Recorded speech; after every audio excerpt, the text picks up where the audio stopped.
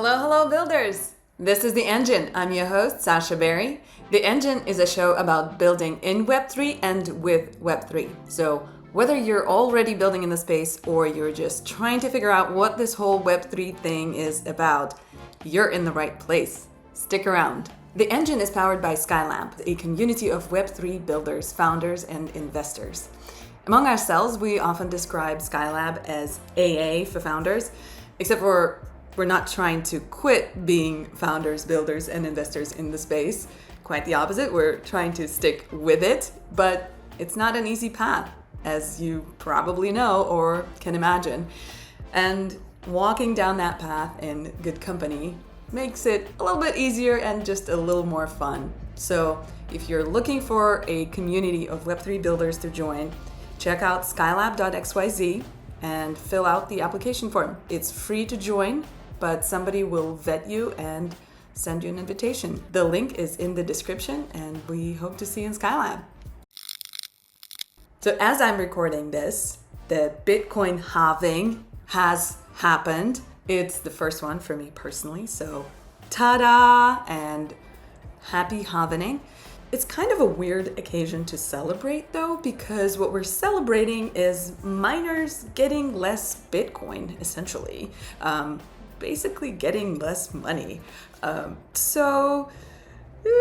Weird thing to celebrate. On the other hand, obviously, we are celebrating the fact that Bitcoin is running correctly, running properly, and it's an amazing creature, Bitcoin. So this week, to celebrate Bitcoin halving and talk about Bitcoin, I have one of crypto's OGs, Matt Luongo, who has been building in the space for more than 10 years now. He's the CEO and founder of Thesis. It's a crypto venture studio, which is behind so many different projects, such as Fold, Keep, which is now part of Threshold Network, Saddle, Tallyho, of course, tBTC, and now also thUSC and Mezo. Among the investors of Thesis are such names as Andreessen Horowitz, Polychain Capital, Draper Associates, and Dragonfly.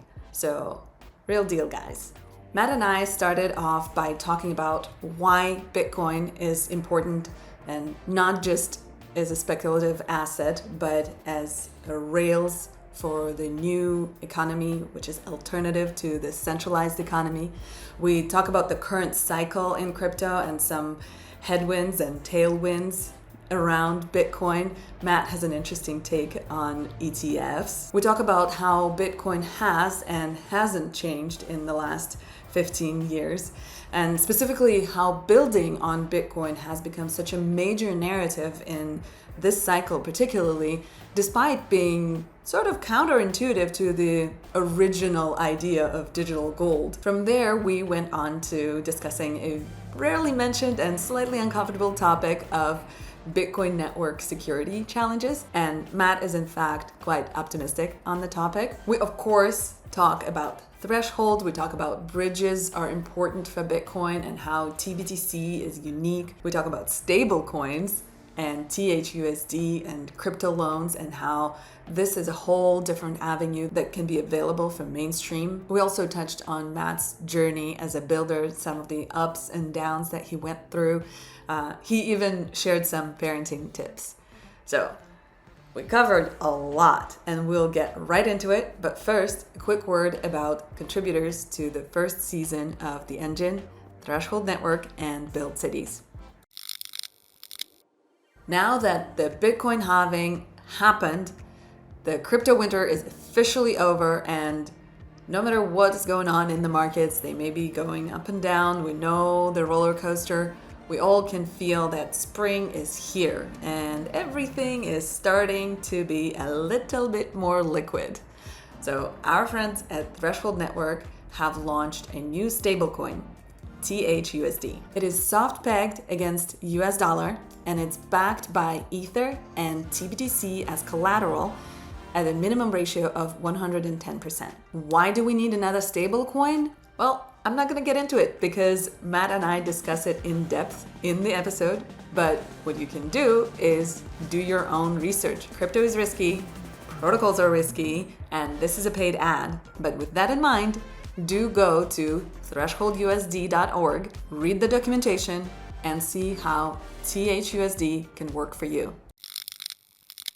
Build Cities is a global cooperative of startup cities. The world is changing rapidly, and resources that were once locked into centralized ecosystems, and a few of them around the world, now are crossing the borders and participating and creating new economies around the globe.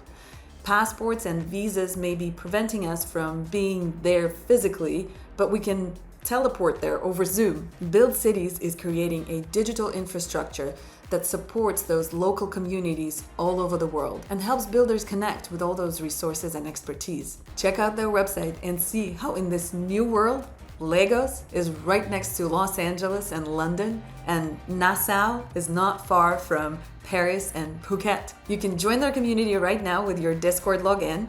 You can also buy Dream NFT, which will become your pass to all the events and activities in the Build Cities ecosystem, including all of their in-person IRL events around the country. So go to their website right now. The link is in the description. Okay, let's dive into my chat with Matt Luongo. Hi, Matt. Thank you so much for being on the show. Of course. Thanks for having me, Sasha. As always, we have a lot to cover. King Bitcoin is an endless topic for conversations, especially this week. It's a big week for Bitcoin, big week for this community. It's been rocky. The previous week has been rocky. We'll see how this week pans out. But before we get into all of this, I always ask my guests, what brought you into crypto? Sure. What was the light bulb moment for you? Yeah, I had been a startup CTO and founder, and not successfully. I had done a bunch of like ed tech work and then some successful stuff with other startups, nothing that I had started. But then I kind of started this side hustle, and I feel like one of the best ways for people to figure out how money works is to not have enough of it. And so, like, as this poor founder, I was like, well, yeah, I'm doing ed tech, but can I also do something that can like fund my life? And so I started buying and selling used gift cards. I had a ton around my house, and I realized that there was a secondary market for it, which I thought was really interesting. And so I dug in, and I started helping like local coffee shops accept Starbucks gift cards. And so I had all these Starbucks gift cards, and I had to sell them. And so I could buy them at 60 cents, and I could sell them at like 80 to 90, which was quite a nice spread. But then I got deplatformed. Nice arbitrage. Right, exactly. Yeah. I mean, I knew nothing about finance. So like I was like, this is arbitrage. Like that was a word I learned. And I slowly started learning all these things. And I was like, oh, that's called a spread. That's a wide spread. Why is it a wide spread? Why does this market work this way? Why would people ever sell for 60 cents and buy for 90?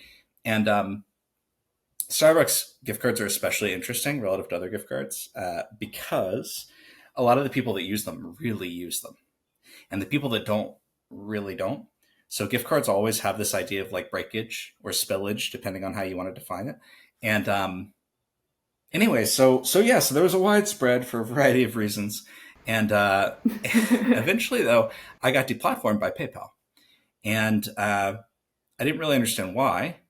I didn't understand that gift cards are great finance. I didn't understand that, they have all sorts of like carve outs in the US so that they function. They're clearly a financial instrument, but we're pretending like they're not a financial instrument. So I got deplatformed, and I was like, well, that's a shame. I really need to make rent. So what if I replaced it? So I looked around, and this was at the end of 2013. And the only thing I could find at the time to replace it without putting in a ton of money was Bitcoin. And so, so for me, Bitcoin was, it wasn't, I mean, I can quote some, Austrian economics at you, but that's not how I got involved with it. It was really just, I was deplatformed and I needed a tool. And once I updated the site to use Bitcoin in the first 2 days, we did $50,000 in volume. I say we, it was just me. And of course, that's not like change I had in my back pocket. So I got to learn all these things about float management. I had to buy a whole bunch of Bitcoin using money orders. And like, it was a weird time. And yeah, so I learned a lot about the space on accident, and then I kind of fell in love. Wow. Well, so you also at the same time, I guess, onboarded a bunch of people with Yeah. you into Yeah. So I Bitcoin. actually still get, occasionally I meet someone in person at the conference who I guess hasn't gotten so rich that they stopped going to conferences. And they're like, hey, you were my support guy. And I was like, well, yeah, I mean, I own the company too. But yeah, so yeah, I was talking to, who was it? Mike at Brink, who they do like Bitcoin funding. And he was like, I think I remember you from the Coin for Coffee days, Matt. I think that's when we first met. And I was like, Coin for Coffee, that wasn't even the first thing I did. After that, I was like, well, now I have all these gift cards. How can I sell them? So I started doing the other side of the market. And yeah, so that's how I met Mike at Brink and a bunch of other people in the space. That's amazing. It's fascinating path because yours is sort of legal. Because a lot of people who came into the space, when I ask them, how did you get into space? They're like, oh, I was buying weed. Yeah, totally. That's the only reason I needed Bitcoin at the time, and now like they're it's funny that you know, because legalization has come along further, it's like there was a period of time when that was everyone's answer, but they didn't want to say it, and now they can say it, and I think that's interesting because like I would hope that means a bunch of people now realize like, oh, just because something is legal today doesn't mean that it should be, or doesn't mean that, you know. But anyway, yeah, not me though. I'm not a Silk Road guy. I just had a little business. It's really fascinating that is what brought you in. Actually, you were trying to do something completely legal, nothing wrong with it, and you still got deplatformed. I mean, PayPal decided there was something wrong with it, you know, and it's like some risk officer somewhere pulled the trigger. And I think that you really don't want to build your entire life's work upon the foundation where someone somewhere can just sort of decide, no, your bank account is closed, your merchant account is closed, etc. So yeah, it ended up being a pretty deep lesson, and it happened over and over, right? Because like in addition to like Bitcoin solved one of my problems, but then it didn't solve the other problem, which is I still needed financial infrastructure to run the company, and that required some really fancy footwork. Thankfully, it's a lot easier today. Yeah, well, we've come a long way as an industry. It's been, well, more than 10 years for you, but for Bitcoin, it's been 15 years. It's a big chunk of time. Every day that it's still here is another day that it's not going away, you know. And I think, I mean, this is Lindy, right? I think, you know, I spend a lot of time talking to Ethereum and Bitcoin people, and some Ethereum people have a lot of respect for Bitcoin, and some, actually, I guess a lot of the people who don't are now Solana people, but this is the part that's hard to explain. Is like, that is Lindy. That's, you know, the industry has changed, but Bitcoin hasn't. Well, Bitcoin has changed too, and we'll talk about that. Yeah. So the reason I'm like, most of the changes aren't technical. Like people are going to be like, oh, like Taproot and this and that, but it's like we had NFTs. We had NFTs in 2015 on Bitcoin, and yeah. So it sort of changed. Mostly the people have changed. Well, I do want to take one step back before we dive into Bitcoin. And since we are builder-to-builder conversation, and you mentioned in passing that your earlier business ventures were not successful, and you tried the ad business and other things. And I think every builder who gets into creating something faces that moment where something didn't work out and you have to move on and you have to figure out how to do it. I know that moment for you also had to do with a lot of personal heaviness, and it was really, really tough time. And how did you pull yourself back together? What helped you survive that moment? So there's like a little bit about human nature here, but there's also a little bit about the market and how we're all conditioned. And they're both, I think, kind of interesting, right? So like the bit about human nature is I'm hard-headed, and it takes me a long time to be convinced if I think something's there, that it's not there. Like once I've made that leap, I'm okay with pivoting, changing, and moving. But if I think there's a thing, I want to find the thing. And so, yeah, for my, yeah. And so for my first company, we were working in ed tech, and I mean, in retrospect, I look at it and I'm so much more experienced and I can kind of pick apart all the issues. It's like, okay, we were working in ed tech, but we were marketing to like end users directly. It was a a research search engine. So we were going directly after people who actually needed that tool. And so like the sales cycle was very difficult because higher ed sales cycle is very slow. Neither of us were salespeople. Both of us were technologists. And like, you just kind of keep adding these things where it's like, you know, sometimes this works out, but most of the time it doesn't. And the biggest issue, I think, I see across ed tech, but you also see it with enterprise sales, is just like alignment. Users want something different than the people who pay for things.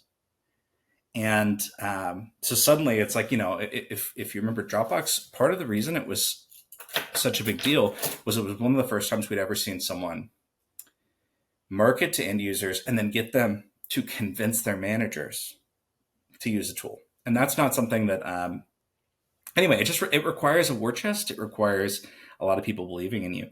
But yeah, for me, when it ended, we hadn't been able to raise. I was the CTO in a corner. I was just like, code faster, you know, and sometimes that works. Like, you know, you need more than just that, but sometimes it works.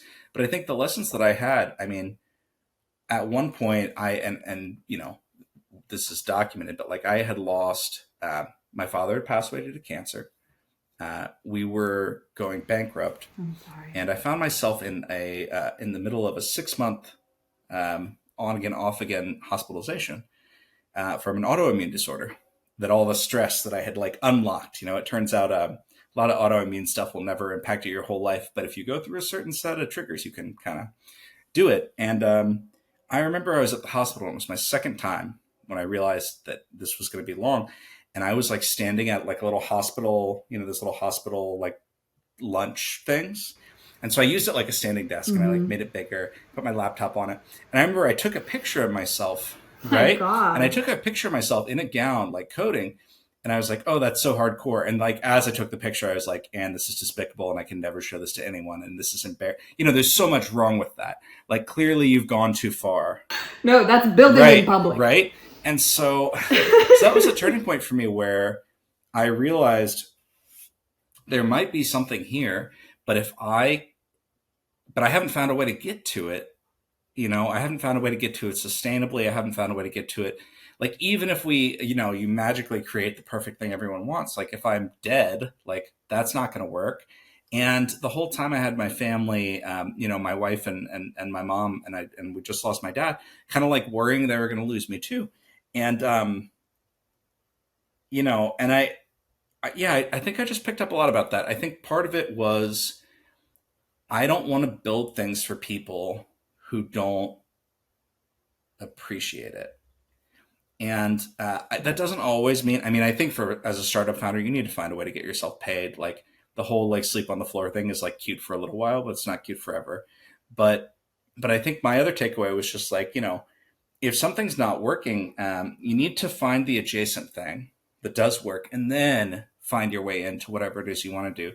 Because, it's just not going to be effective. Like on top of this isn't what your life is all about. Atop of all of the obvious like life reasons of like, why are you working this hard and this, that, and the other, there's also just like, you know, 1 in 1,000 situations like that works out. And so that brings me to the market piece, which is something that comes up a lot in crypto. So I think this is really interesting. That mythos of just build, you'll find it, hustle, you'll get there. That mythos, who does that serve? It serves investors. And we all want to believe it as founders, this like hero's journey, because we all want to be, right? Yes. Because we all want to be we all want to be the main character. You have to have ego to be a founder. And, but you also have to realize that systematically you're getting a whole bunch of like, there's this like whole mythology that's happened out of Silicon Valley that kind of drove a lot of people to do that, thinking that if you just keep going, you're going to get there. And when you were in Silicon Valley from 2014 to, you know, like 2020, like ZERP, like, yes, actually that would get you there, because every time you'd fail, you'd get hired by someone else, and then you'd fail and you'd hired, and it kind of worked out, and you got to keep playing musical chairs. But I was on the East Coast, and that's not what happened. So anyway, yeah, I kind of try to tell like a big part of how we run Thesis, which is the company that I do all this stuff today through, is to make sure that when we find someone who's incredibly promising, but their startup just failed, or, you know, they're a single parent, or they have a kid who has like a medical issue. I really gravitate toward those people, because what I found is after I had the disgusting realization that clearly this startup is done and I've done serious damage to myself and my family, after that, I had to pick myself back up. And there wasn't anyone who was around to do it. Like, I mean, I had my family and I could like contract with a bunch of local startups, but there wasn't an investor who was like, hey, it's time for you to take another shot and I'm going to take a bet on you. And so I think that's a big part of how we choose founders at Thesis is, can we get you back into the market a couple years early? So how do you mean? So like a couple years early compared to I don't want to like name people's particular circumstances, but just an example would be you threw everything into your startup way beyond what was reasonable. You're in credit card debt. Yeah, right? Well, yeah, exactly, right? So you go to this point where it's just so hard, and then finally you make the decision that I've got to put the thing down. And a lot of the time, you've actually got more fight left. Like, it's like sometimes you're crushed and you have nothing, but a lot of the time you have more fight left, but you don't have resources anymore. Oh no, you bite in harder. Exactly. Like, if you're a kind of person who got to that place, you bite in harder. What I'll look for is like if someone had a recently failed startup and for whatever reason they were truly convinced that they shouldn't continue, but they still have the fire. I love hiring those people because usually they're like, oh, I'm going to go do like a normal job for a couple of years and like build up my savings. And I'm like, well, why don't you come here and do an abnormal job and you'll get benefits. You'll get all the things that you've been missing. But you can kind of take another shot on goal. Wow. I love this take. I love this. It's really specific. It's difficult to scale. I've heard variations of this with other investors saying that a failure, actually the more person fails, the higher is the chance that their following business will succeed. So if somebody failed 3 times, it's actually likely that their 4th attempt will be successful. And I love this ethos in tech, because in film industry where I come from, nobody will give you 4th chance if you failed. Which is crazy, right? Because that's like someone else paid to educate this person. So like take advantage, you know. Yeah. But One would think. One would think. So in that moment, when everything, in the hero's journey, in the dark night of your hero, what was it that kept you going? I think because you could have taken a job. Yeah. You could have said. I mean, I wish I had a really good answer, but it's like kind of a petty answer. I don't like to work for fools, and.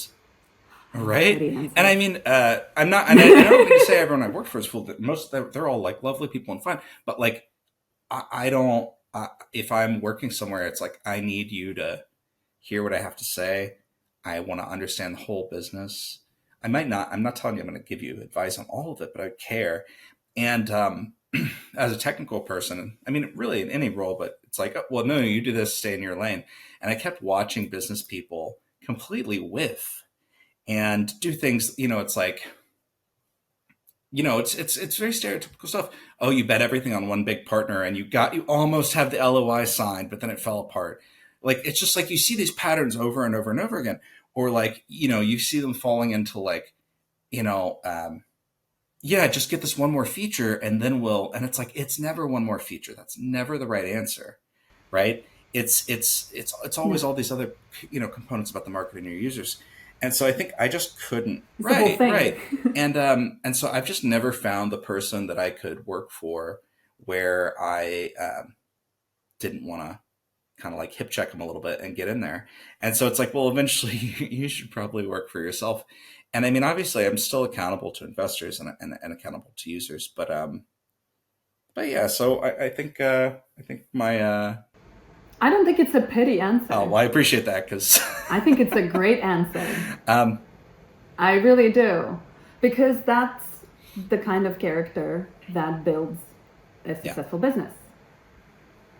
Because you want to do it for yourself. Yeah, I mean, I think it's tricky because trying to mentor more people like that, what I've realized is like you need that, right. That would be it is very tricky. So what I've realized is because they're gonna start hip checking you. Exactly, and it's like it's really hard to mentor these people because on the one hand you're going to tell them all these things where they think you're an idiot, like I know that, and I've read this in this blog post, or I did this once, and they really might know better than you because we're all doing different sorts of things.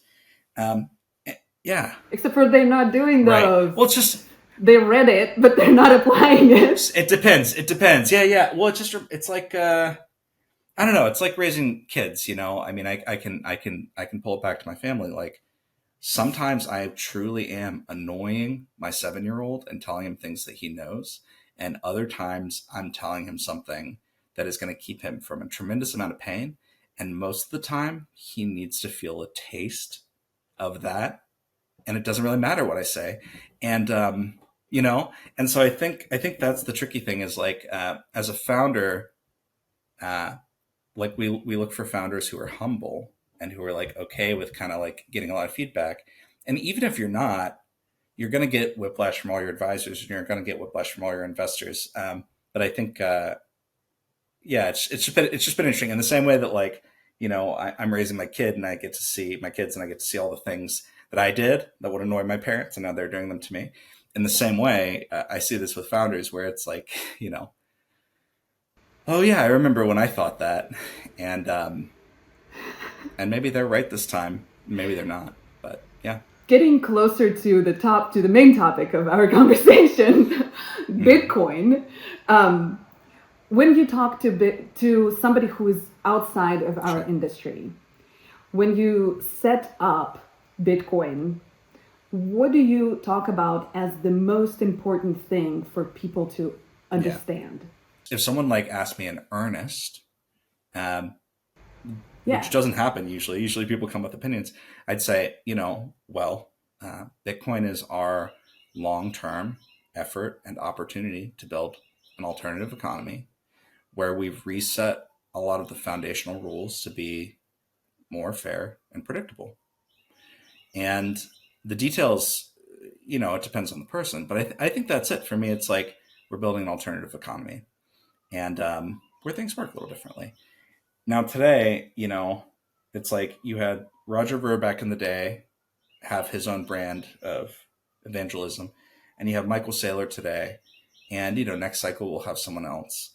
And it's like payments, and it's like savings, and scarcity. But I think that, I want to see all of that be fair. I don't want anyone to ever be able to tamper with my life savings or my business if I haven't given them the power to. So, I mean, I think that's where I separate Bitcoin, the network, Bitcoin, the currency, and Bitcoin, the idea. Because Bitcoin, the idea is don't touch my stuff. I'm going to make sure. I'm going to use math to do it. And really just remove the uncertainty of the system around you and bring it back to something you can control a little bit more. And I think that, I had the pleasure of being deplatformed, but a lot of people in the West hear that and they're like, oh, you must be some like alt-right something or some lefty something or whatever. They think you're like, it's actually like pretty normal people doing pretty normal things are kind of like get their hands slapped. But, I think in a lot of other countries, Argentina, the value prop for Bitcoin is quite a bit different and a lot more clear and immediately solving a problem. Just like for me back in the day, it was like I needed a PayPal replacement. And for them, they're like, I don't want to piss away my paycheck weekly. I want to put it somewhere where the purchasing power will stay. And relative to Argentina, Bitcoin is a good store of value. So I think, anyway, that's a long-winded way to say. I think it's one of the reasons.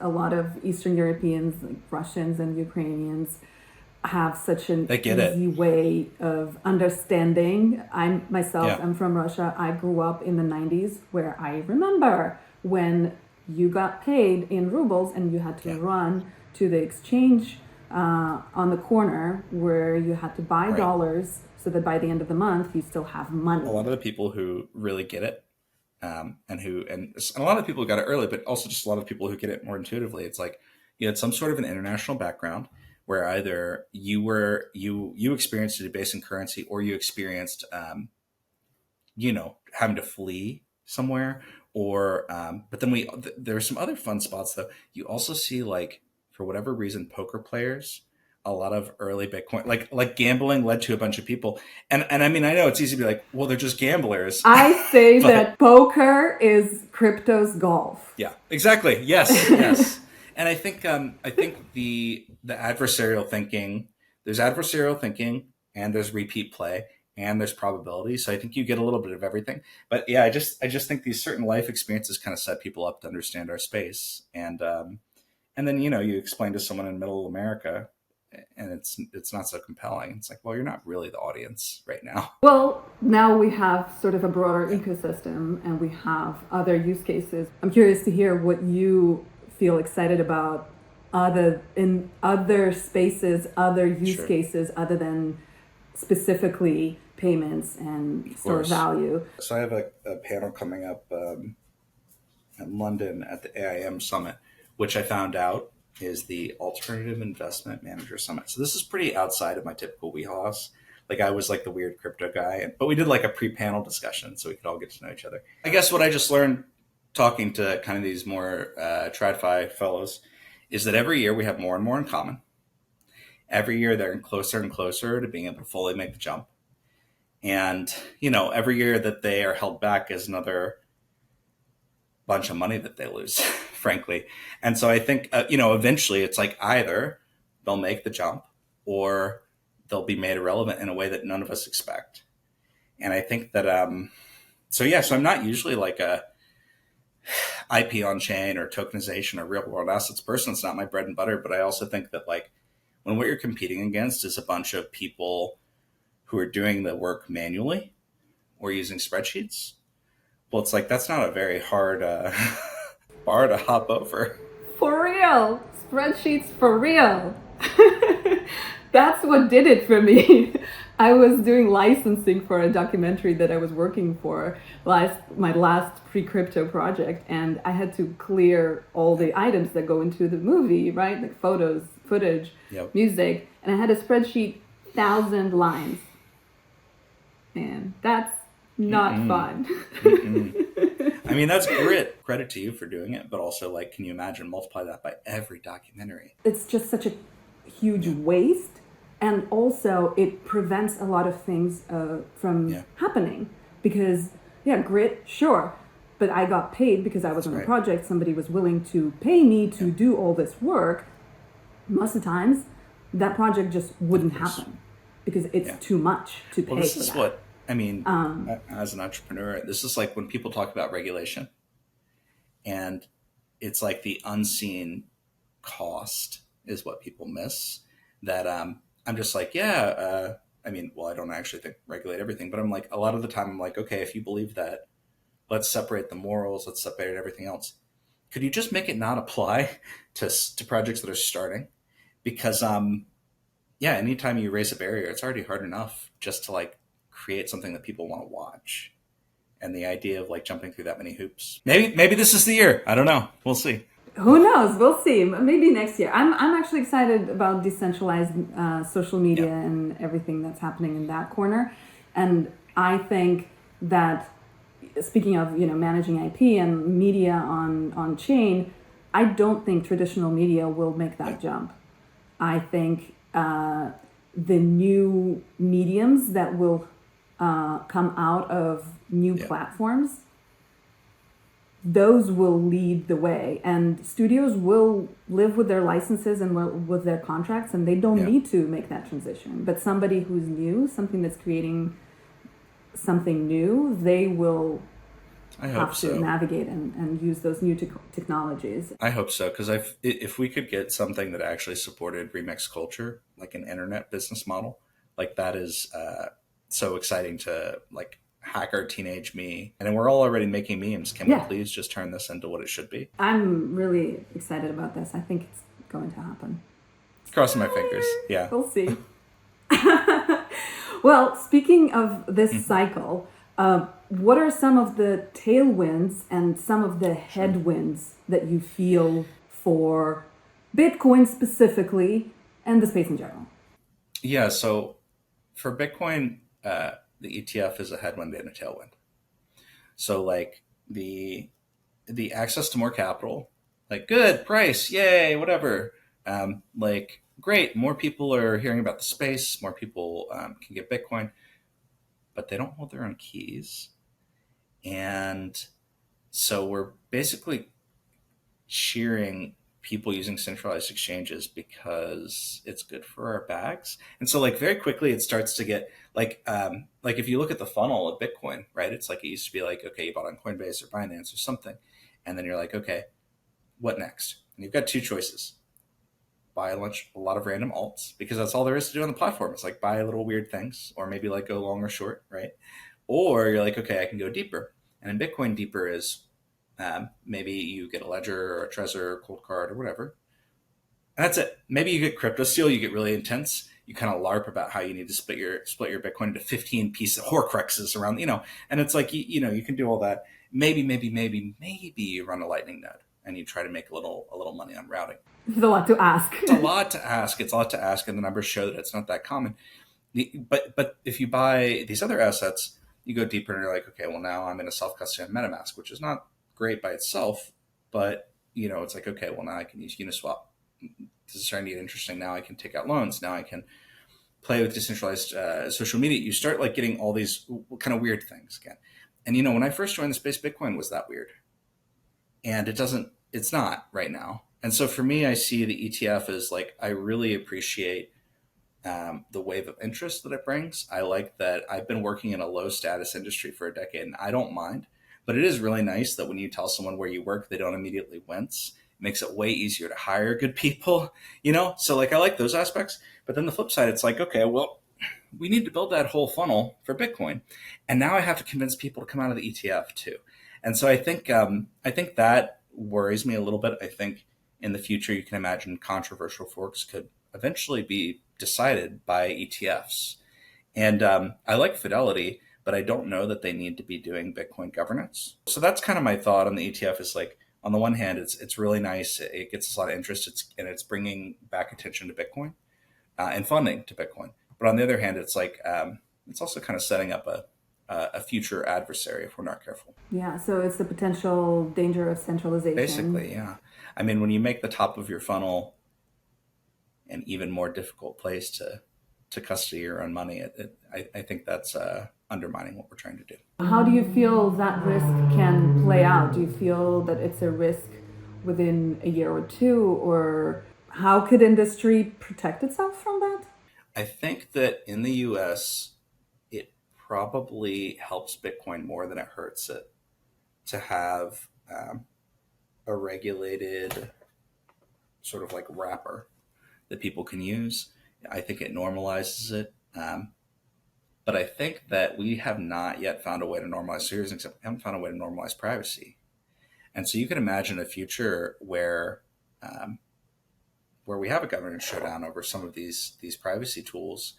And so I think the way that we fight it is we just got to move faster. Everyone's spending all this time launching the next X, Y, or Z. And I'll say Bitcoin L2s as well. How many more announcements are we going to see? And it's like, well, can we get to the next part where it's like a privacy tool? Can we get to the part where we're building things that people can't easily take away as, for example, an ETF custodian?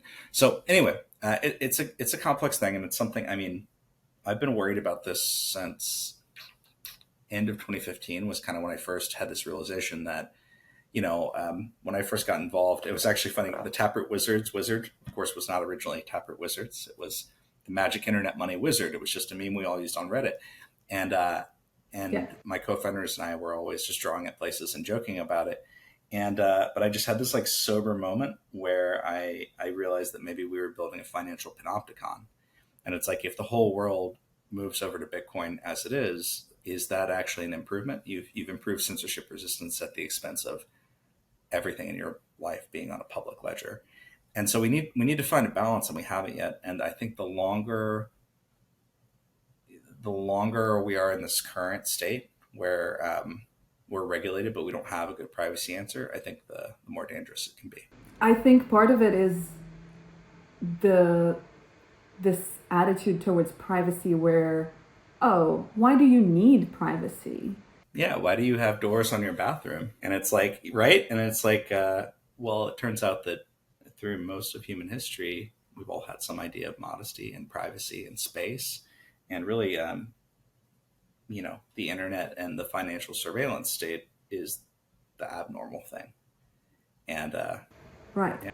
But that's the thing, like there's this twisted perception of privacy. Yeah, Zuckerberg battered us down. Like, oh, if you want privacy, you're doing something wrong. You're doing something shameful. Okay, bathroom door actually is a good metaphor there. Like, oh, you're doing something gross. Okay, so you need a door for that. Like, that's why you need privacy. Right. Is that why you need privacy in finance? Clearly not. Of course. I just don't want anybody to get into my business and look at my I mean, let's go, like, we can go a step further, right? Why do you have a front door? Why do you have locks? Why do you have this? Why do you have that? And it's like, I mean, we want to have our own personal space. Honestly, it's the people asking the question who need to defend their position, right? They're the strange ones. Like, how could you even ask that? But I mean, eventually, that could end up biting you. And I think it's just uncomfortable. It's uncomfortable that someone, they're like, hey, let's get coffee. And then they like look you up and they can like get to a wallet of yours and start like, it's a lot. And so I think there's a lot we have to figure out there. And I mean, I worry myself. I care a lot about this, and why am I not working on privacy tools? Yeah, so privacy is a big one. But so back to the tailwinds, headwinds conversation. Some other things we've got going on. Ordinals last year kind of like helped shift people's perspective a little bit on Bitcoin. So, I was saying, well, not that much has changed. Some things have changed. So ordinals make use of Taproot and they actually store data on the Bitcoin chain. And for me, I'm like, we have always had ways to do something similar to that. But what changed was that people got excited, and that they bought into this idea of ordinals theory that Casey put together, of like some of them care about scarcity of particular Satoshis. Some of them the same ideas that we saw in NFTs on Ethereum got magnified, right? And that actually makes a lot of sense. NFTs are way more Bitcoin, like culturally, than they are Ethereum, because NFTs are all about scarcity and provenance. And it's like, well, if the Bitcoin chain is first, and if its block space has something special about it, because there's always something about being the first. Yes. And I mean, we've seen it with NFTs everywhere. Oh, the first 10,000, the first this, the first that. But I think that really took off on Bitcoin. So, I think a lot of people see that as like sort of a tech thing, and for me, I'm like, it has nothing to do with the tech. We had the tech to do this before. What it has to do with is that people. It kind of felt like getting to go back and like play on your old Nintendo. Like, it was nostalgic for people to use Bitcoin, and then to use it in a way that they didn't expect. I think it felt like a cool hack, but also something that made a lot of sense. So for me, again, I'm not an NFT person. What ordinals did for me was it kind of opened the door a little bit for people to be a little bit more open-minded about what maybe you could do with the Bitcoin network.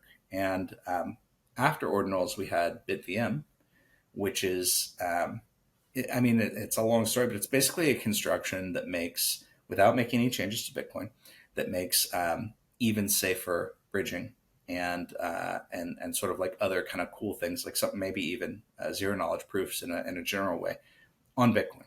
And it's not perfect, but it gets you a lot. And I think the mix of user interest, ordinals, and then BitVM, like, there wasn't anyone to complain about it. Like, on ordinals, people complain. Oh, you're using our precious block space, and yada yada. Let me leave my Bitcoin in peace. But for BitVM, it's like there's nothing to complain about here. It's completely just a positive for the network. And between those two things, we just had this kind of like cultural little space open up, where now I've been doing this work, bridging Bitcoin to Ethereum and other chains for 5 years. and people were like, oh, and they didn't really care. And then suddenly, now you go to a big Bitcoin event, and it's all anyone is talking about is how to make Bitcoin more useful. So it's really edifying for us because, again, once I get on something, I don't let go very easily. And it's nice when the market comes to you. Well, and that's, why I was kind of hesitant to accept your point that Bitcoin hasn't changed much, because the way I see it, that mental switch from like zealous religious belief that this is just digital money, this is digital gold, and this is store of value, and that's what all that it is, moving to, and you shouldn't, do your smart contracts, do your whatever on your other chains, whatever. The cool thing about that is like, try to stop me, and the funny thing when you say that is like a lot of Bitcoin proponents recognize like, the whole point is we can't. That's part of the message.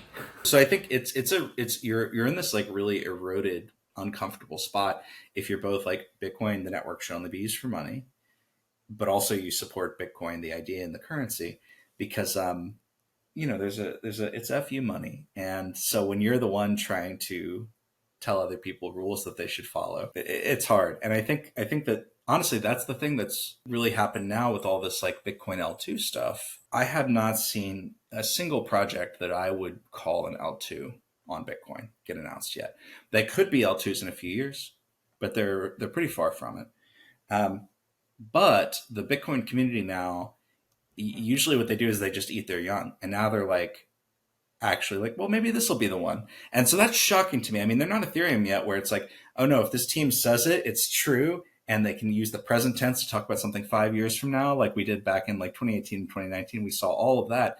And, and that was quite frustrating to me because I used to look at stuff and be like, half the stuff you're saying can't ever be built. Like it's deeply impossible, but people were just throwing money at it. And so Bitcoin has this immune system, and it's been relaxed just the tiniest bit. And so, we're all still anyone building on Bitcoin is going to be called a scammer. Like that is what's going to happen.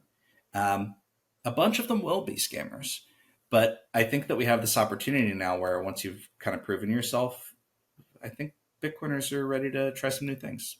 In this evolution, we're talking about people changing their view, people kind of relaxing their maxi approach a little bit.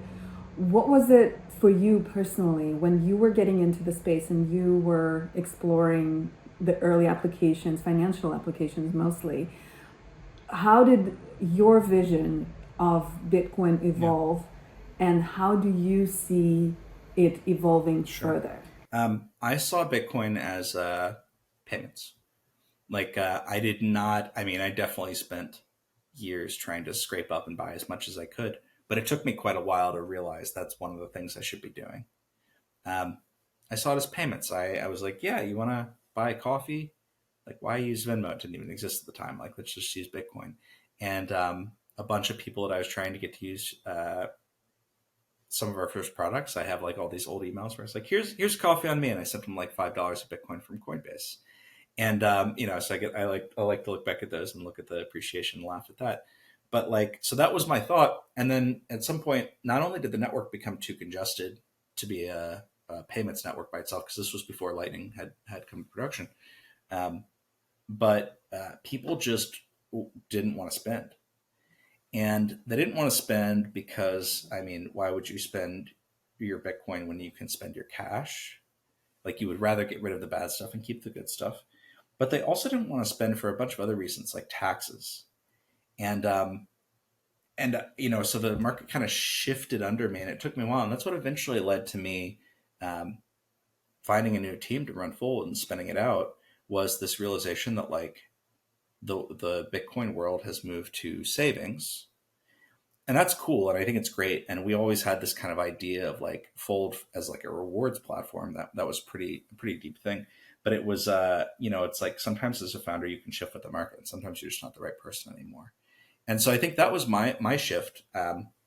So, the other big shift that I had, it took me a while to move on from payments. But the other big shift was this like block size debate, where I was always on the big blocker side for years. And then the New York Agreement happened. So like a little bit of history, the New York Agreement was we had all of these protocol developers who were pushing for SegWit on Bitcoin, and which is a great optimization and a good upgrade for the network, and yada yada. And it's effectively a block size increase, but it's got a lot of fanciness. And then we had this other side, application developers, and I was on this side, that just wanted blocks to be bigger. That was it. We needed more room to work. And for me, I was like, it's threatening my business that we're not going to change this parameter. And the New York agreement was this.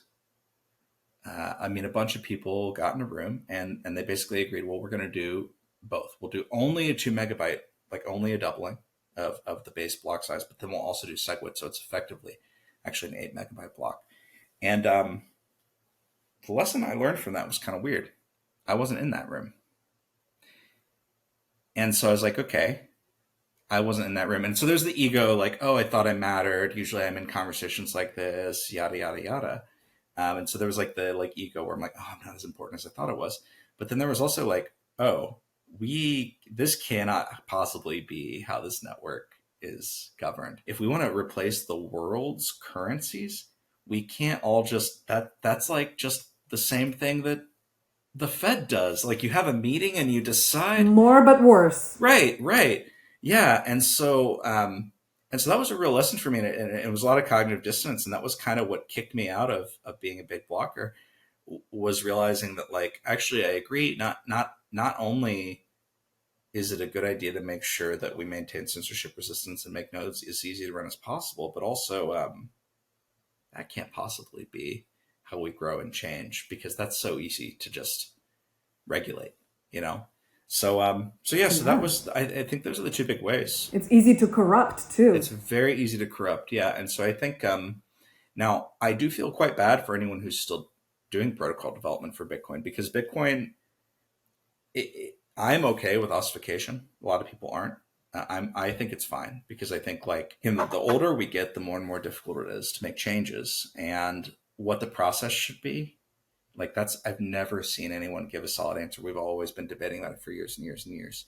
So I feel quite bad for the people who are doing client development, because it's like, they're trying to improve what we've got and make sure that it doesn't go down and make it resilient. And some changes that I think we would all just, like, the reasonable engineers would just be like, oh yeah, that's obviously better, just get completely nerfed and piled on from the community. And then you'll randomly see just really stupid proposals take off. And it's a tough spot where you take this open source ethos of, like, we're just, like, building for the betterment of our users, and you combine it with money. It can be really powerful, but it can also be really dangerous. So and there's no quadratic voting on Bitcoin. No, there's not. So this is, for me, where I think Bitcoin is different from other places. I think you can create all of this stuff on top of Bitcoin, and that's great.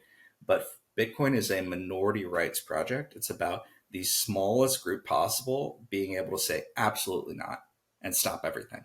And that's kind of how it's governed. And it's like, so Ethereum, we have a mix of governance by developer and governance by, like, economic majority. On Bitcoin, you have node operators and economic majority. I have a chance you have other things.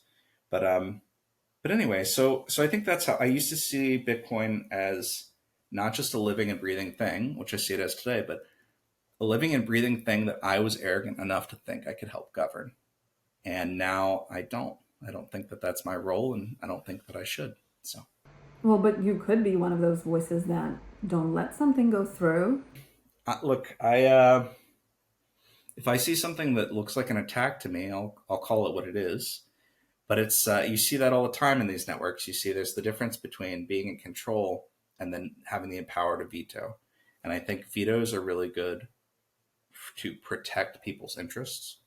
And the power to control is really good if you want something to change fast and frequently and grow, like a startup. Bitcoin's not a startup anymore. It's been 15 years. So yeah, ossification is fine with me.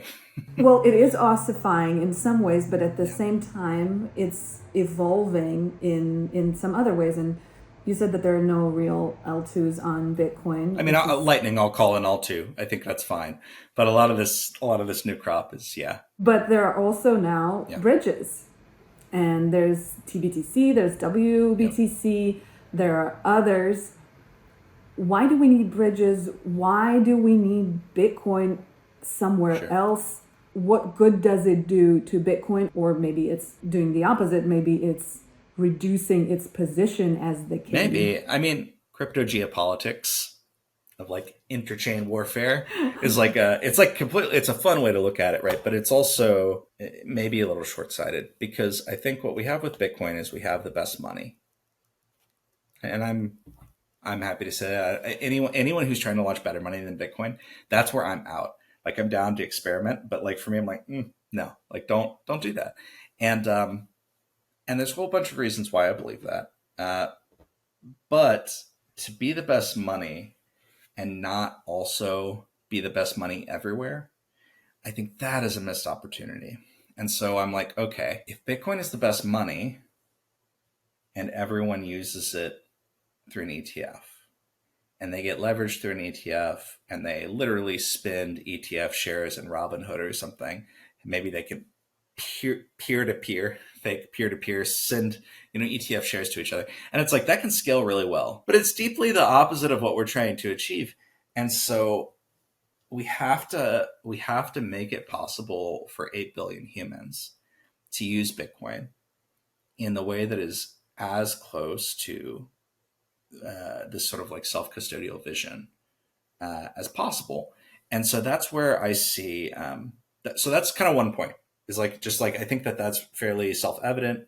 And honestly, until this year, and maybe like late last year, most Bitcoin people would have said this too. Now they're like, well, because there's all these debates around UTXO ownership, and they're all kind of realizing, like, we've been telling people not your keys, not your coins, but if you only own $8 of Bitcoin, that's unspendable now, right? So not your keys, not your coins, and you have your keys and it's still not your coins, is like a pretty unacceptable thing to do to a wide swath of people. So you see folks like River and Swan who have pushed this, but it's like anyone who took these like small withdrawals, are potentially not going to be able to use their money anymore. So I think that's quite upsetting. So that's on the scale side, which, like, we've talked about that for years. But then the other thing I saw some really cool stuff happen in DeFi, where I saw it's like, okay, I don't ever want to sell my Bitcoin. Can I get USD against it? Or can I lend it in a way that I think I'm very confident that there's not counterparty risk? And I think that stuff's interesting too, because for me, it was like I wanted to buy a house, and I had Bitcoin, and I had a lender, and the lender told me they had a lender who was cool with Bitcoin. So I went to that lender. Wow. And I was like, this is really forward of you. This is great. And they go, yeah, we're so cool with Bitcoin. Yeah. Sell it. Come back in 31 days, and we'll pretend like we didn't have this conversation. We'll ask you where you got it. And so they assumed that what was going on was that I had Bitcoin because it was illicit, and they were trying to make it long enough. Because you were selling drugs, and you had enough of it. And they were like, oh, in 30 days. Well, I don't have to look further back in your financial history than 30 days. So it's like, dude, you're proposing fraud. And part of me is like, and who do you really work with most of the time? Exactly. And so I'm like, okay, so I found the sketchiest mortgage provider, and it's just like, okay, this isn't right. And it's like, if you have the hardest money on earth, everyone should recognize that, right? And if they won't recognize it, like, let's make them. So, you can use MakerDAO right now with WBTC, and you can get a DAI loan. And so in that same scenario, it's like, okay, well, I got a loan and I don't need to talk to you. And I actually don't need a lender at all, because I basically borrowed for myself. And I'm going to say that very carefully. I borrowed for myself. That's obviously not strictly true, but I borrowed against my own collateral, and then I went and bought a house, and the rates are competitive. So anyway, I think the downside, of course, of that is that WBTC still uses a single custodian.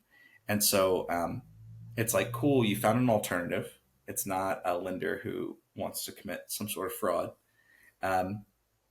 But you're still hoping that BitGo has access to the money, and that there's not going to be some regulatory thing that keeps you from getting your collateral back. So that's kind of how I want to see Bitcoin grow and change as an ecosystem, is like, the network, I don't think, needs to change to make those things happen, but we need more people able to use it.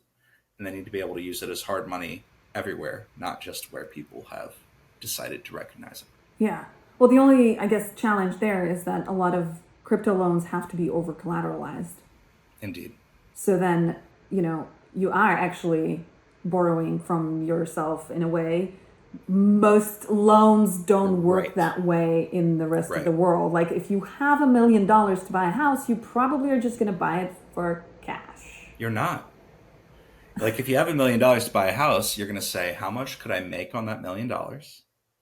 Could I make more than the mortgage rate? And if the answer is yes, you're still going to use a mortgage. But a mortgage is also over collateralized. Like that's the thing you have to remember. So like that's true about a lot of loans. Like this over collateralization thing seems strange, but the one of the most common loan types in the West is a mortgage, and the mortgage has the property backing it in addition to a down payment. And so I think in that particular case, that's why it's such a good fit, right? Is like, well, I'm not selling my Bitcoin, so I'm actually fine for it to be over collateralized. I just don't want to have this asset here, and you tell me that I'm not creditworthy, or give me a terrible rate when I have like the hardest money. So I think that's kind of how I look at it. I mean, solving under collateralized lending in our space, it's fascinating to watch people try. I've seen a few efforts at it, and I think it's laudable, but I think that at some point some kind of lending has to be local. But if you have Bitcoin, if you have like hard money, there's no reason for it to be local or for it to be anything but anonymous. Housing is such a huge topic for, I feel, our generation. And everybody's talking about it, how it's completely unaffordable and you better give up on this dream. Like literally yesterday I was driving and on the radio they were talking about how Los Angeles now is, the city of Los Angeles is starting to think about how do they need to build more housing that will be affordable for people to rent as families, like multi-bedroom apartments, because millennials and Gen Zs can't afford to buy. Now they're going to have to rent for the rest of their lives, and there's just literally not enough apartments that fit a family of three kids. So housing is a huge thing. So you mentioned this thing that you did. I never heard anyone doing this. This is so cool. How does it work with the volatility? Yeah. So, I mean, this is not going to be a solution for the housing crisis in the short term, right? This is like a 20, 30 year when the Fed has given up and Bitcoin is taking over, like in a much bigger way than we can imagine. That's when I think it starts really impacting housing supply. And I have some ideas on how. I was going to ask you about the end. I have some ideas on how that'll go. Yeah, but I mean, I think in the short term, the answer is there's like a really really left curve, just like go with it answer and a right curve answer. And I think the left curve answer is like, oh, number go up, and the right curve answer is another version of number go up, right?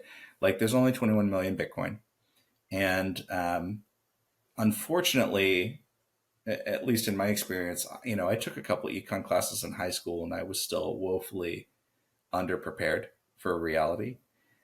Basic concepts like compound interest are explained to you sometimes if you're lucky, but they're not demonstrated to you, right?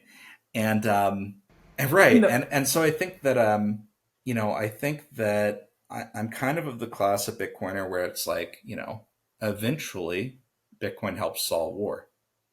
Eventually, Bitcoin helps solve housing. And that's pretty far out there. And that's a super privileged thing to say because I'm like living very comfortably and I'm not under the threat of any sort of bombardment right now.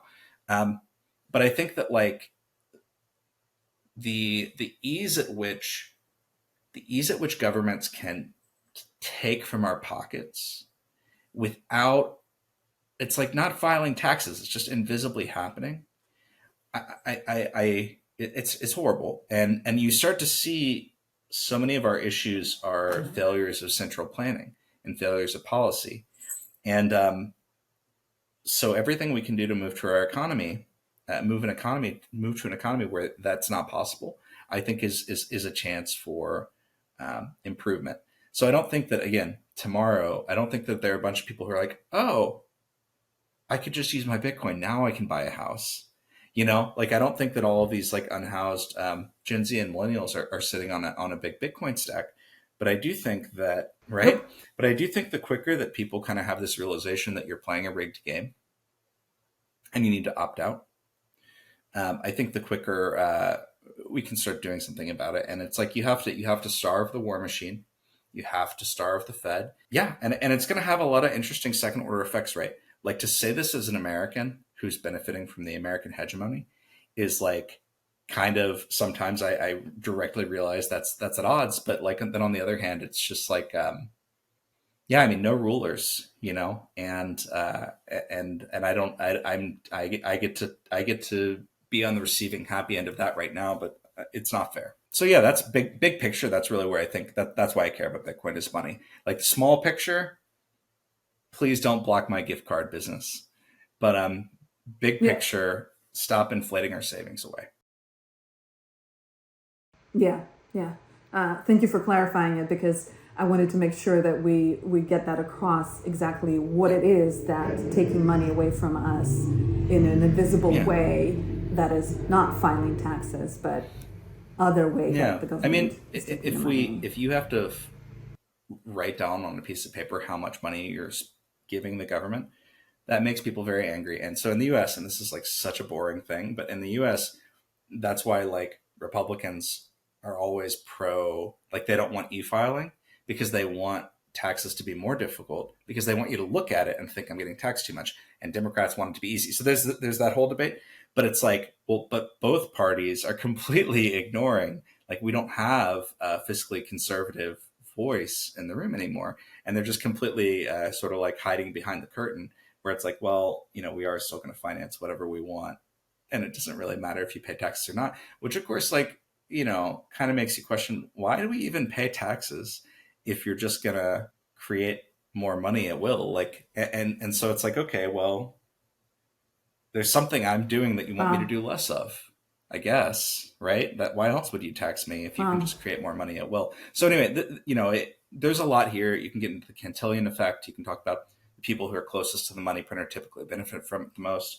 But yeah, I mean, this is how societies get captured. And I do not see any reason to believe that America will have the staying power of the Roman Empire. Why would it? But if we create a global currency, I think that we have a chance to lessen the impact of these powers coming and going.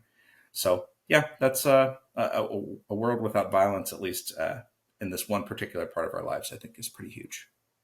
Sorry, you're getting all the old school Bitcoin stuff. I don't usually share this. I'm usually in engineering mode. I love it. How, just to clarify, like, how do you see Bitcoin creating a world without violence? I'm really invested in that as a Russian Jewish person. This is like a big multi-step thing, and it's like super pie in the sky.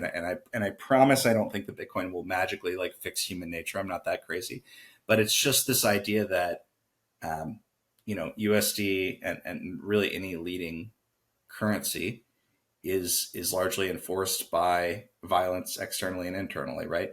So when people are like, oh, what makes the US dollar have value? And there's like all these long convoluted answers, but usually the answer ends up being like a bunch of warships. And then internally, you're like, it's a rare answer to get. But you get there. If you ask, eventually someone will admit it, right? You're like, okay. Mm-hmm. So we are confident that the U.S. is good for it, and eventually good for it means military might. And then internally, you're like, but also the nation has like a means of collecting revenue, and the economy is growing quickly, so the revenue will grow. That revenue is tax revenue, and tax revenue is taken from you forcefully. And I know that people don't want to say that, and I'm pro-social, so I'm not like against paying my taxes or anything. But there are a lot of things in my taxes that I don't think should be funded, and like to the extent that, I mean, some of them are just completely immoral, right? And and so I think that's the other place where you go with violence is like, well, what happens if I don't pay my taxes? And eventually you get to the same spot. It's not a warship; it's a police officer. And you know, if I said this 10 years ago, you know, I'd get an eye roll, but now people are like, yeah, the police, you know. So I think it's just like a world without violence. Calling it a stretch goal is obviously glib, but it's like one of the core parts for society is money, and if we could have a money that's not based on our ability to seize things from each other, and not based on the number of like weapons we have, I think that would be a really good step. It's not enough, but it's a lot. It's a lot, and it's definitely, an end game far Yeah, away. But it is interesting because the the ways that currencies are currently secured, and currencies are an instrument of a national state, of nation state, and that has been a thing for the last, couple thousand years. It wasn't a thing before really that much. I mean, there were tribes, there were all those things, but it's a construct, it's a form that we have created to govern ourselves for now, but it really doesn't have to be, and it cannot possibly be the end state. No, I mean, and our current state of affairs, that's 1971. Like when you get in deep into like Bitcoin alt econ people, it's we went off the gold standard in 71, and then you look at all the charts and you see all these things suddenly. I mean, you can look at cost of housing, cost of education, all sorts of things go completely out of whack when they otherwise looked like they were following a pretty simple pattern. And it's like right on the line between like there's obviously something here and weird conspiracy theory, right? Where it's like, well, could everything really have to do with your ability to inflate the monetary supply? Well, no, not everything, but cash rules a lot around me. And this is why I say ETF's a bit of a headwind, because you would never think this today. But a lot of early Bitcoin thinking was about pretty.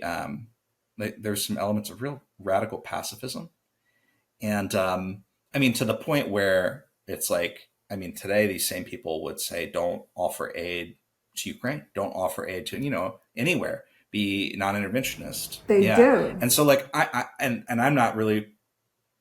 I mean, I'm sort of like, I like the underdog. That's kind of typically how I feel, and that's a short, that's like not a deep enough answer for these people's lives. I just kind of don't like dictators. Right. But it's like, right. But like I'm always going to land on the side of individual liberty.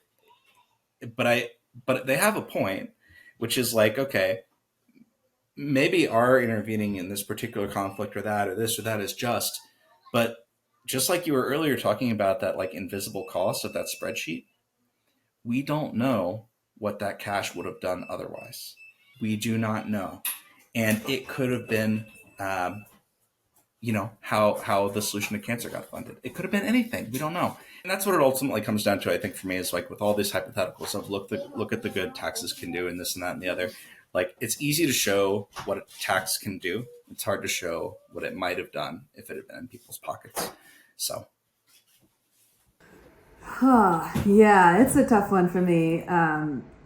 As I just feel that, of course, it's hard to compete with finding and looking for treatment for cancer. I chose something pretty far out there. Yeah. Yeah, no, but it is there, and it is something that requires a lot of funding, and, it's something that we're trying to solve for. So are, climate challenges and all the other things that need to be funded. But opposing a dictator who is threatening a world order and who's threatening to destroy the whole thing, it's kind of... Oh, I'm in the same spot of all the things. I agree, but I have a soft spot for a non-interventionist because of that. Like, as long as they're consistent, right? Which is like, like maybe we should spend less money because actually spending money is taking it from someone else. And I think that's the part. Yeah. In this particular conflict, it's very clear to me who the aggressor is. And But conflicts are tricky for sure. And we do hope for a world without it. But hey, how do we get there? Yeah, I'd like to see it. But I think that you can flip this one around pretty easily and say, where would the Russian war machine be without the ability to inflate the ruble? I that's totally where, had right? that going in my Yeah. head because, Russians selling oil and gas and getting all these profits and arbing external Yeah. and internal rates is, yeah, totally. Anyway, now that we went very, very international and very, very off the rails. How do we get from bridging to war? Well, I do want to still touch on a couple more things. Yeah, please. Because, we're talking about currency, we're talking about money, and we're talking about volatility and the difference that it can create. Let's touch on stablecoins. So there is thUSD. How is it different? Why does it need to be? Yeah, so I mean, thUSD is still very small and very new. Um, but the idea is to get a unit of value that is roughly equivalent to a single US dollar, and do that by putting down Bitcoin. And what I love about that is, my big lesson over the years was, well, people don't want to spend Bitcoin, but they're fine to spend just about everything else. So if that's the case, can we make it easy for them to get US dollars against their Bitcoin? Ideally, kind of similar to that, I was sharing earlier about a mortgage that was Bitcoin backed. But can we do that for everything? Because if we can do that for everything, then you start to really be able to fork the economy, right? Because right now, a lot of crypto is relying on, it's relying on fiat coins. It's relying on the opposite of our space, right? If you look at USDT and USDC, where you're still trusting someone has the money behind it. And it's a very useful tool, and it's helped the space grow a lot. But, you can imagine a world where both USDC and USDT were kind of sanctioned out of existence, and then we're stuck. And so I think what thUSD does is it allows people to get USD against their Bitcoin, and yeah, just further the alternative economy separation, I guess. Explain it to me as if I'm five. Yeah. How Sure. how does this difference works? Like why Yeah. threshold is creating something truly different from circle? So I think the truly different component right here is tBTC. And I think thUSD is like a layer atop it. But what tBTC does is it allows you to take your Bitcoin and to put it onto more expressive networks like Ethereum. Um, and that's like step one, which is cool. Now you can use your Bitcoin other places. But step two is, can you use it as collateral? So if you get USDC, USDC, and this happened recently, it depegged. And Yep, that was scary. right, it was scary. And people, I took that ARB and it worked out well, but it might not have, right? And and so people all went to redeem, and they said, okay, well, if this thing's not going to be worth $1 anymore, I want the dollar that backs it. And of course, Circle holds a whole bunch of treasuries, and this is where you hear the term duration mismatch come up, where like the treasuries are locked for 3 months or 6 months or a year, and people want their dollars today. And so then, it can lead to like a forced sale of assets, and you'll end up getting less money than you think you should be getting. So this is a bank run. Like that's a bank run. There can be a bank run against things like USDC and USDT. Both USDC and USDT have been challenged by this before. USDT has been around a lot longer, and like people love to FUD Tether, but it's done quite well over the years. I think people FUD Tether less now. Yeah, people FUD Tether less now. That's right, because it's like, well, your golden child got really had a hard time. Anyway, I have a ton of respect for what both of these projects have done for our space, because I think without an asset to flee to, without some way to dampen the volatility of crypto, it's quite difficult to use stuff. It's just difficult. Yeah. It is. If you have to use Bitcoin for everything, and the price of your coffee changes relative to your local currency every day, it's difficult. And obviously, Sasha, you've had experience dealing with that. Yeah, it's very inconvenient. It's very inconvenient, yeah. And it's like, so until my coffee producer denominates everything in Bitcoin, I need something in the middle. And that's where stablecoins, become quite useful. The problem with a fiat stablecoin, though, like USDC, is that if they depeg and there's a bank run, I might not get my money. And so keeping your wealth there long term is pretty questionable, I would say. It's the same as exposing yourself to a bank, perhaps, maybe even worse. And so I think that while they've been great for trade and they've been great to grow a space, they're not right if you want to, for example, lock up a USD asset for a long time.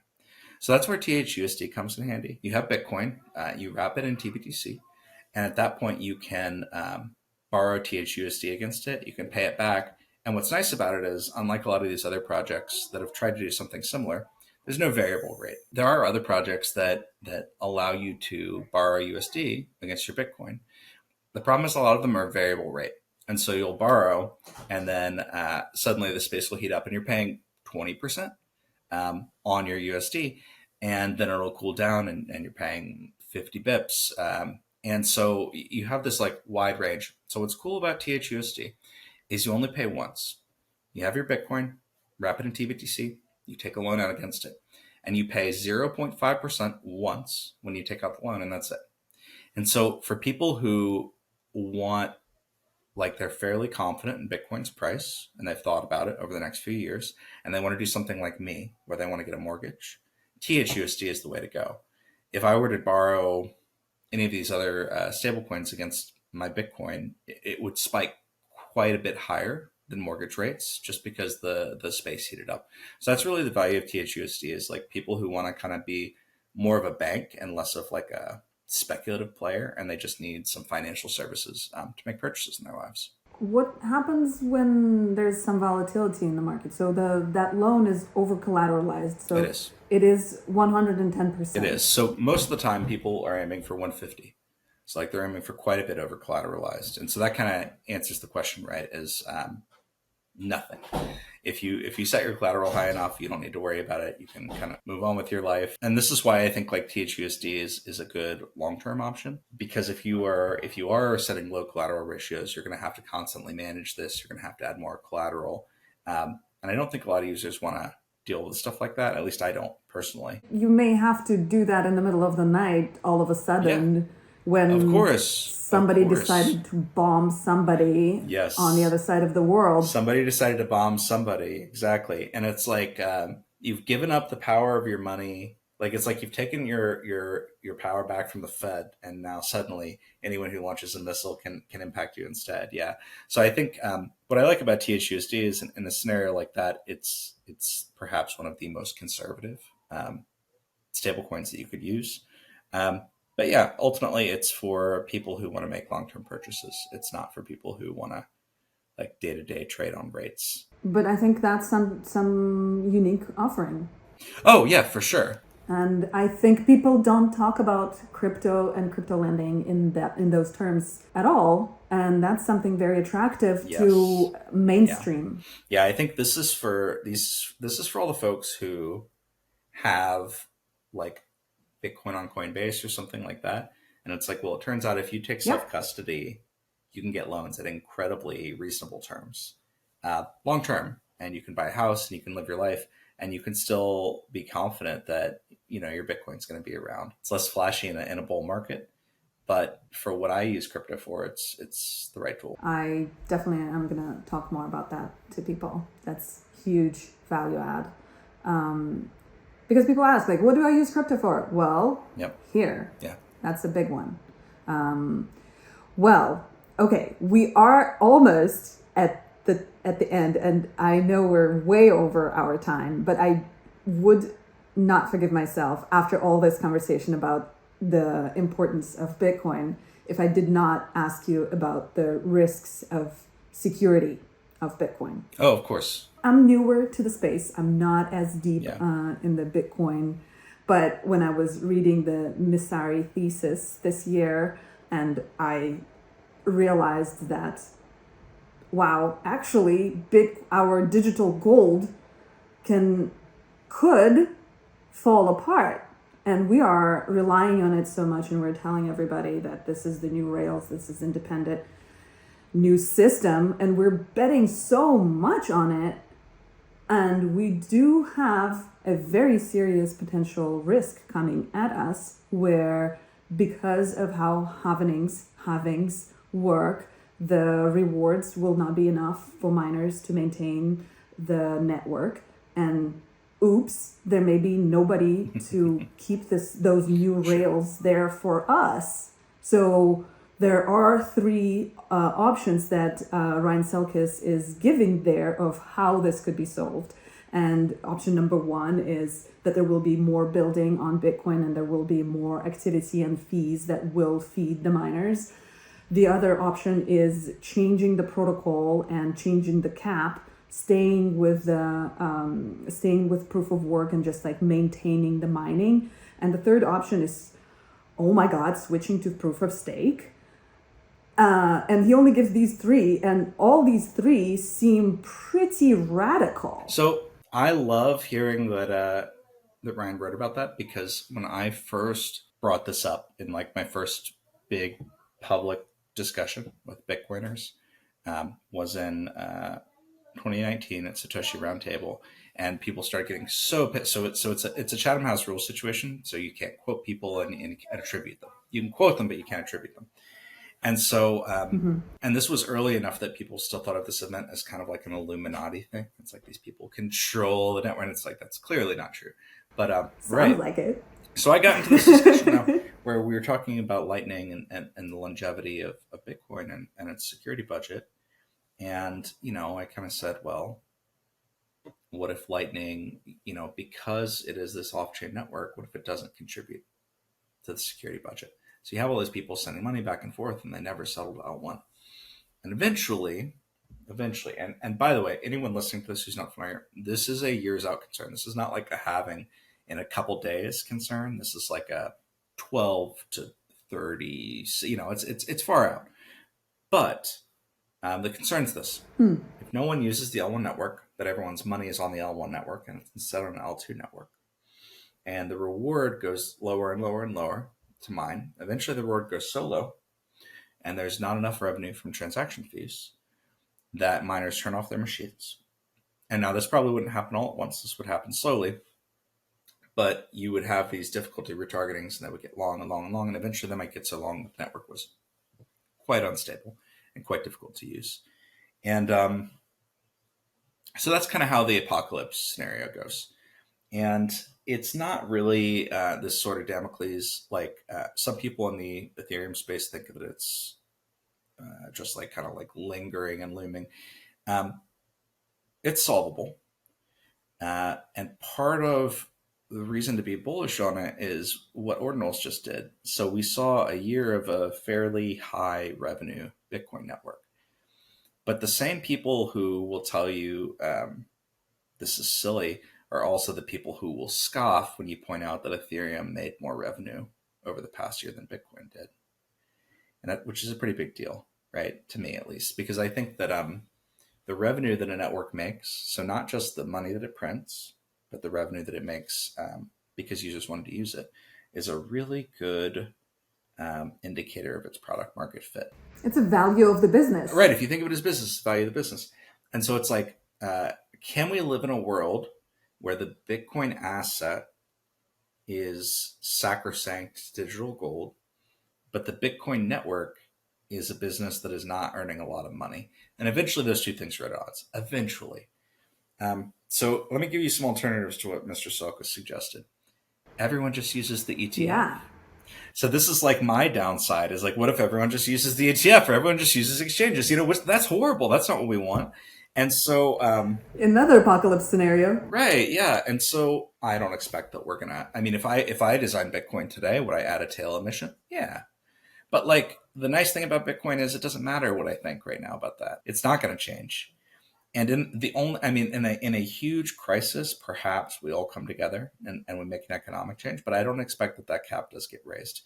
What I think we need to do instead, and what we've been saying for years, is develop a fee economy, develop the fee market.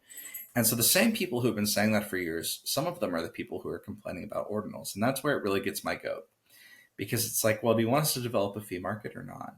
So, so all that to say, I don't expect that the cap gets changed. I don't think that that will be tenable unless, it'd be years and years and years, and terrible things would have to happen. I do think that this proof of stake idea is interesting. There's no way we're going to fork Bitcoin to get there. But I think it's interesting. The reason that I think it's interesting is it leans into the fact that the most important part of Bitcoin is the economic majority. It's more important than the miners. It's more important than the node operators. And the economic majority is ultimately the governing power of Bitcoin. So what I like about this proof of stake idea is you're taking the people who are in power and you're making it abundantly clear. And so for our own L2 work, this is our L2. I say that with quotes, right? For our own economic layer that we're building on Bitcoin called Mezo, we've taken this approach, which is that Bitcoin holders should be in charge. They should be able to stake and run the network. And in our case, it's important to us to be contributing back to L1 security. I just think that that's like being a good citizen of this system. But you can imagine a world where that didn't happen and mining stopped, and a good proof of stake system could still keep running. And so I think that's what I personally like about designs like that is you're still being a good citizen. You're making sure that L1 is sustainable and you're contributing fees back. But if something happens, you're still in a good spot and you can still keep running. But can you rely on the businesses? Would that make you less, like there's always the freeloader dilemma, right? No, you absolutely can't. Again, Lightning is an example of like what I like to call, I like to say that Lightning is technically aligned with Bitcoin, and Mezo and some of these other projects are economically aligned with Bitcoin. So Lightning uses everything that Bitcoin has to offer to keep the network running, but it doesn't guarantee that Bitcoin will be sustainable. But there are other designs that, it's like if anyone wants to use their Bitcoin and they're using it, Bitcoin is still sustainable. So that's the approach that we're taking, at least. Why is Mezo not an L2? Well, I put the quotes around just about every L2 on Bitcoin. So the Bitcoin community needs to decide. They need to decide what they think an L2 is. They need to decide whether they care about what's good for Bitcoin's longevity, or I don't know. I don't know why people, I guess some people care about this idea of unilateral exit. So this is this property that Lightning has where no one can block your exit. And there are some caveats around how the fee market works. But anyway, there's just this discussion going on right now in the Bitcoin community of what is an L2. And earlier you heard me talking about kind of the movement of the window. So now people are willing to paint all sorts of things as L2s, including lots of things that are probably scams. And so I think, for us, it's like we're building an economic layer. We know what we're doing is good for Bitcoin. We know that what we're doing is going to be good for users. And once people have decided what they believe in L2 is, we can have that discussion. And so what are you and Thesis are most excited about? It's almost all entirely building on Bitcoin. Shocker. I think that when I first came to the Ethereum space and then later to Solana and Cosmos and these other spaces, I was kind of an outsider because I liked Bitcoin so much and because I was quick to say that certain things that were fun or sparkly were maybe dangerous or not well thought through. And it's just a bit more of a conservative culture that I came from. And so it's really edifying to see, I want to see money crypto and tech crypto kiss. Basically, I want to see these two groups come together because the best money should have the best tech. So seeing the market come back around to our bread and butter is really, really satisfying. And, but yeah, there's a lot of other stuff we've got going on outside of Mezo. So I think tBTC and Threshold are a great, they're not just a great actual bridge for Bitcoin, but they're also a great technical bridge for other Bitcoin projects. So we saw Bob, which is one of these self-proclaimed L2s that is building on tBTC. I'm getting requests, or the dev team's getting requests for all sorts of other L2s that are trying to do cool things with Bitcoin, and they want to use something that's worked and been well engineered for a long time. And so Thesis is just jumping in. We have another project we're getting ready to announce called Acre. That's a yield product, and we got a few other things up our sleeve. But just about all of it is based on this Bitcoin Ethereum kind of sweet spot. I love it. Let's make Bitcoin and Ethereum kiss too. Well, last question that I promised to ask in the beginning, and we kind of got reminded of it a couple times through the conversation. The average age of a builder in the space is somewhere in the early 30s department. That's around the time when people start thinking about, getting a house, having a family. And many people think that maybe those things don't really work together, having a family and running a business. I remember when I first got into film industry, I came across this quote from Francis Ford Coppola, and somebody asked him for good advice for young filmmakers, and he said that if you're a man, get married, because that will give you discipline and commitment to your work to provide for your family, and that will put fire under you, and you will progress faster. But if you're a woman, don't get married, because then the family will take over, and your husband's needs will take over, and your kids' needs will take over. So many thoughts, trying to keep that to myself. What's your advice to young founders, young builders? I remember being young. A lot of the stuff that you care about at the beginning that you're throwing yourself into won't work. And I had that demonstrated to me a few times. And that doesn't mean that it's not worth doing your best. But like your youth, your friendships, these things are things that might not last. And they're things you should appreciate. And so I think that my advice to young founders is great, you're hungry. But once you get it, will you still be hungry? What are you going to want to do after that? Is it worth it? And I think you really got to look back at it, because you have to draw the line between, am I trying to just look cool on the internet? Am I trying to rack up a score? Or am I trying to prove something to myself, which is often my motivation? And I think that the quicker you can do the inner work and figure out what it is you're really trying to do, the better you can marry starting a company or having a really rich career with the life that you actually want to have. So I think a lot of people who are startup founders, they need to think long and hard about why, and then push for the life they want to have. As far as a family and running a company, my wife runs a company and we have a family. It's been going fine. It's not easy. It's hard. We have to take turns. We have to, there's a serious tug. It's especially hard when your kids are I would say up to maybe 4. When they start going to school more regularly, some things get easier, some things get harder, right? But yeah, I guess I just think, my learning from that day in the hospital was, if I can't have a life and do this, it's probably not worth doing.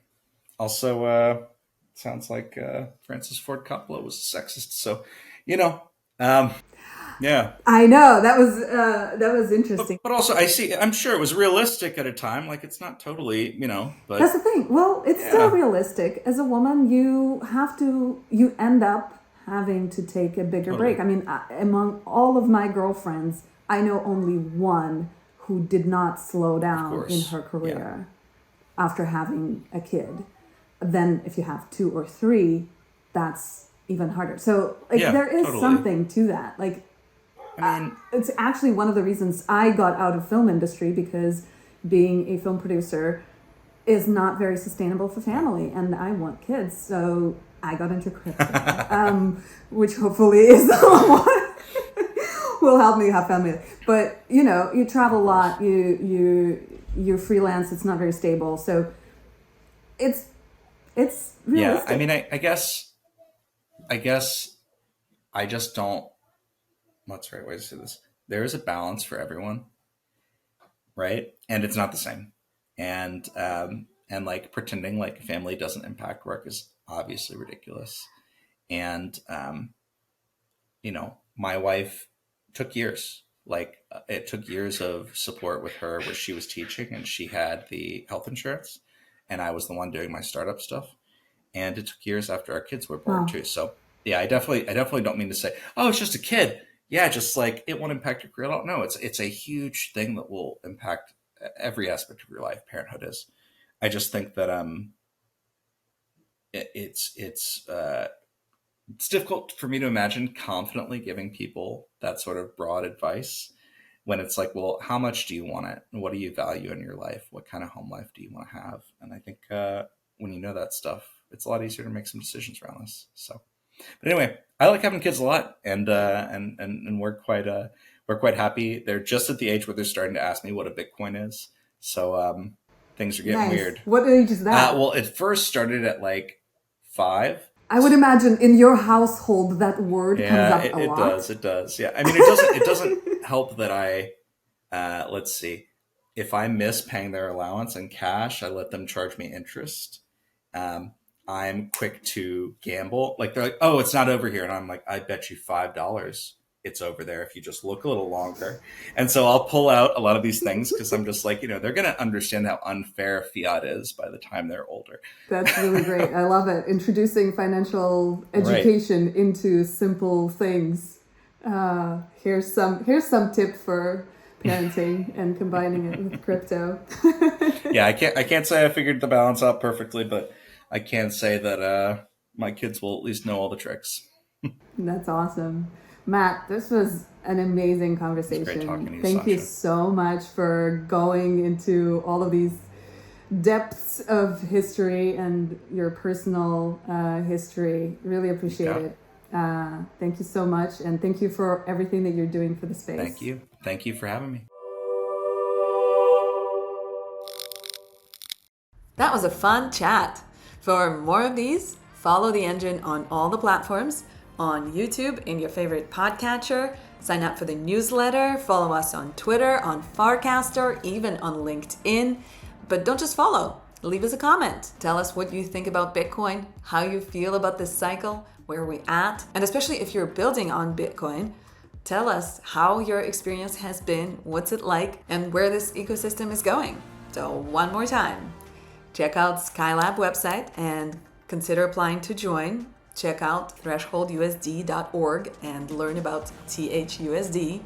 Check out Build City's website, mint your dream NFT, and join the community. All the links are in the description, and that's our show for today. Struggle well, fellow builder. You can do it. Cheers.